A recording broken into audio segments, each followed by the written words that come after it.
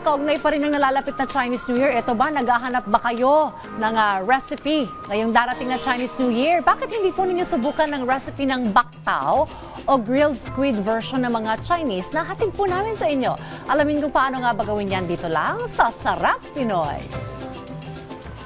Ngayong nalalapit na ang Chinese New Year, lahat tayo ay naghahangad ng swerte. Kaya naman hindi pwedeng mawala sa ating handa ang mga pagkain na simbolo ng kasaganahan at bagong pag-asa. At kung may isang putahe na pwedeng magbigay ng kakaibang twist sa inyong selebrasyon, ito ay ang baktao o steamed squid.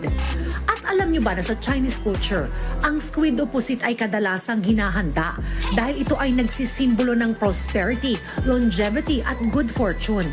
Kaya naman para turuan tayo kung paano ito lutuin, makakasama natin si Jessie at Mia Gadapan dito sa Sarap Pinoy. Una nang pinakuluan sa pan ni Chef Jessie ang tubig na paglulutuan ng squid. Una niyang ilagay is yung squid natin. Bali yung pagluluto nito is hanggang kumulo lang siya ng konti. Halo-haloin lang natin hanggang maluto siya.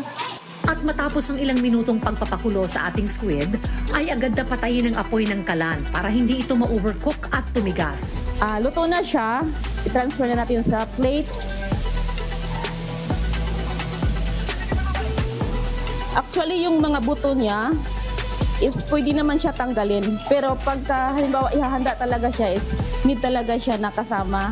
And make sure lang din na wala siyang tubig or na-drain na yung water para yung sauce niya lang talaga ang nandito. Matapos ilipat ang squid sa isang plate, ay sunod na ibubuhos dito ang ingredients ng baktao sauce. Ito yung nilagay natin is yung yung seafood soy sauce. And then is garlic. Next naman, yung spring onions.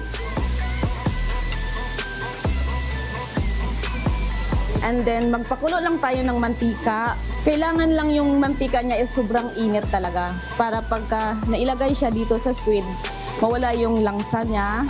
Kapag kumulo na ang mantika, agad itong ibubuhos sa ating dish upang maluto ang nilagay na ingredients dito.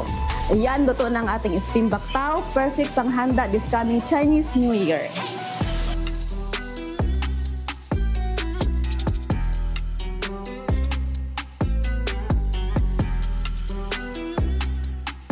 Siguradong hindi lang ito magpapabusog sa inyong tiyan, kundi magdadala rin ng positive vibes and energy sa buong taon niyo. At kung may gusto naman kayong balikan sa mga nakaraan nating episode, maaari nyo yung bisitahin sa aming official social media accounts at Rise and Shine Pilipinas sa Facebook, YouTube at Instagram, habang RS Pilipinas naman sa TikTok at X.